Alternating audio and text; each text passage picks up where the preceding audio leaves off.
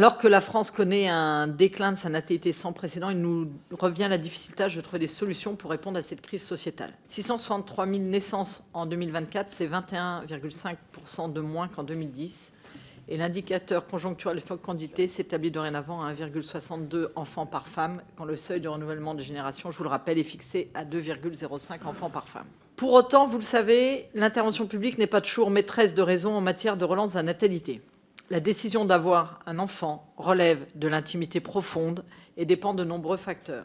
Situation personnelle, emploi, logement, fertilité, comme je l'avais d'ailleurs rappelé à l'occasion de la carte blanche du MoDem sur les évolutions démographiques et les enjeux de notre politique familiale que nous avions fait il y a quelques semaines. Spécifiquement sur votre texte, monsieur le rapporteur, il nous semble qu'il manque 2 facteurs que nous estimons essentiels de prendre en compte pour relancer la natalité: l'accueil de la petite enfance et la facilité de l'activité professionnelle des femmes.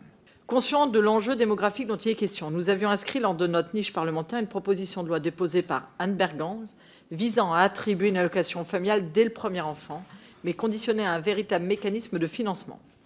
Ce mécanisme prévoit l'instauration d'environ 70 € d'allocation familiale par enfant, et peu importe le rang de l'enfant, et uniquement pour les enfants à naître afin de ne pas pénaliser les familles actuelles. Nous partageons donc pleinement l'objectif, mais nous ne partageons pas forcément les moyens que vous proposez aujourd'hui. Lors de l'examen en affaires sociales du texte de ma collègue Anne Bergans, il y avait alors unanimité sur le principe de l'universalité. Et régulièrement, des textes reviennent sur ce sujet.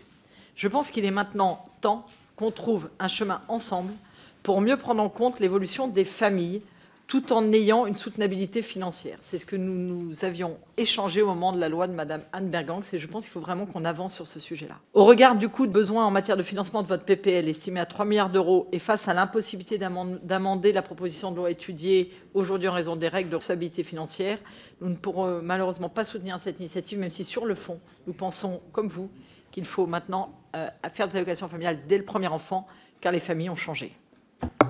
Merci, Madame Goulet.